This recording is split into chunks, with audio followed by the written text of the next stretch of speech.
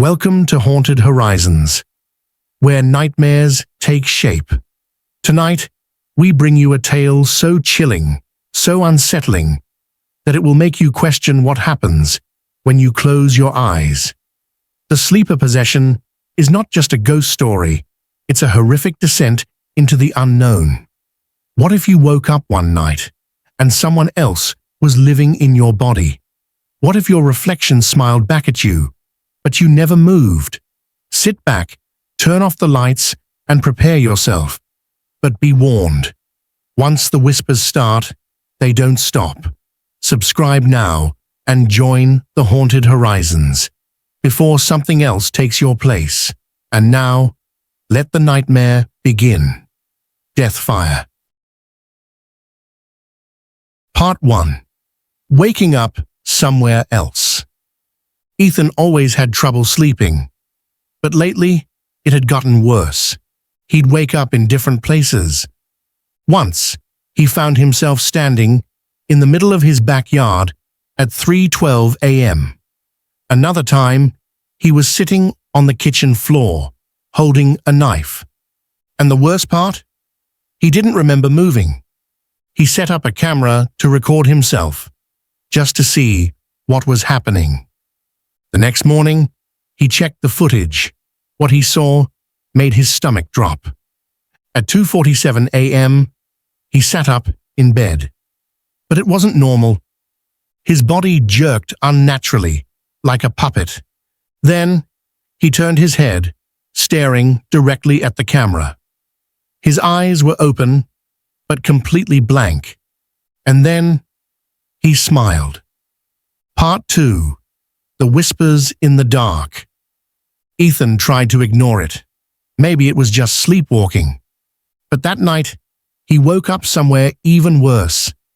His hands were covered in dirt. He was kneeling in the woods, digging a hole. His heart pounded. He had no idea how he got there. And then, he noticed something behind him. A shadow in the trees, standing perfectly still, watching him. The second he saw it, his vision went black, and when he opened his eyes again, he was back in bed, like nothing ever happened. Part 3. Who is controlling him? Ethan stopped sleeping. He was too afraid. But after 3 nights awake, his body gave in. He passed out. And this time, when he woke up, he wasn't alone. There was someone in his room. Not a stranger. It was him, his own body, standing at the edge of the bed, watching him. It tilted its head, and in his own voice, it whispered, "Go back to sleep, Ethan. I'll take it from here." Part 4. The Final Night. Ethan didn't sleep after that. He couldn't. Every time he shut his eyes, he felt it, something moving inside him, taking control. One night, he locked himself in his room, tied his hands to the bed frame, set up his camera. He needed to see what happened when he wasn't awake. The next morning, he checked the footage, and what he saw made his blood run cold. At 2:47 a.m., his body sat up, the restraints untied by themselves. Then, Ethan watched as his own body walked to the mirror. For a long moment, he just stood there. Then slowly, his reflection moved differently. It smiled. But Ethan, his real body, wasn't smiling. And then, his reflection raised a hand and waved. The screen went black, and when Ethan turned around, the mirror was empty. He was gone. Part 5. The Final Twist. The next morning, his parents noticed something was different. Ethan came downstairs for breakfast, smiling, calm, too calm. His mother frowned. "You look well rested." Ethan nodded. "I finally got some sleep." She tried to brush it off. Maybe he was just better now. But something felt wrong. Later that day, She knocked on his bedroom door. There was no answer. She pushed it open, and her stomach dropped. The room was empty. No furniture, no bed, nothing. Just walls covered in scratches, deep, jagged marks. And in the corner of the room, a mirror. The same one Ethan had been staring at the night before. She stepped closer, heart pounding. The glass was dirty, fogged over, but she could just barely see her own reflection. And behind her, a pair of hands pressed against the glass from the other side. Then, a whisper, muffled, distant. "Mom, help me." She stumbled back, gasping. But when she looked again, the mirror was empty, and from downstairs, Ethan's voice called out, "Mom, are you okay?" She turned, staring at the door, and suddenly, she wasn't sure if that was her son anymore. Part 6. The Last Replacement. Ethan's mother didn't sleep that night. She stayed awake, watching him. He moved too perfectly, too calculated, and every now and then, she swore. He didn't blink.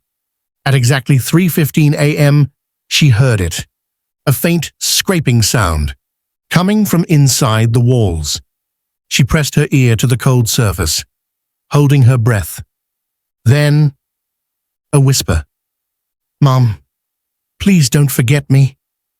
She stepped back, heart hammering. But as she turned, Ethan was standing behind her, smiling. "Mom, you should sleep. You'll feel better when you wake up." His voice was soft, calm, but his eyes, they weren't Ethan's anymore. And as she backed away, she saw it. Her own reflection in the window, and just behind her, a figure inside the glass, watching, smiling, waiting. Part 7. The Last Nightmare. Ethan's mother knew the truth now. That wasn't her son. She needed to run, but it was already too late. At dawn, the whispers started again, not just from the walls, from the mirrors, the windows, from the air itself. A chorus of voices. "Let us in. Let us out. Join us." She covered her ears, squeezed her eyes shut, and when she opened them, the house was gone. She was standing in pure darkness, surrounded by reflections of herself, hundreds of them, all smiling, all waiting, and as the glass cracked, she screamed. Part 8. The Final Night. Ethan's mother's scream echoed, but no one heard. The mirrors surrounded her. The glass cracked further, but it never broke. She turned, searching for a way out, but there was none. The reflections stepped forward, smiling, watching, waiting. Then, a voice whispered, "Software. Familiar. Mom, you need to wake up." She spun around. One reflection wasn't smiling. It was Ethan, the real Ethan. His hands pressed against the glass from the inside, his eyes wide, terrified. "It's not real. None of this is real. You have to wake up." Tears blurred her vision. "Ethan." The reflections moved closer. Their hands reached toward her, pulling her into the glass. She felt cold fingers wrapping around her arms, her throat. Ethan pounded on the mirror. "Wake up!" Then, a shatter. Everything collapsed into darkness. Part 9. The Final Replacement. She woke up in bed, gasping, drenched in sweat. Sunlight streamed through the windows. The house was normal. It was just a dream, a nightmare. She exhaled, pressing a hand to her forehead. Relief washed over her. Then, a knock on her bedroom door. Mom, are you awake? Ethan's voice. She froze. Something felt wrong. Slowly, she turned to the mirror beside her bed. Her own reflection stared back. But the room behind her reflection wasn't the same. The walls were bare, dark, empty, and in the reflection, Ethan stood behind her, smiling. His hand slowly lifted, and he waved. Her blood ran cold. Then, from outside her door, "Mom, what's wrong?" Terror gripped her. Which one was real? She looked back at the mirror. Ethan's smile widened, and this time, his lips moved. "It's your turn now." The glass shattered, and everything went black.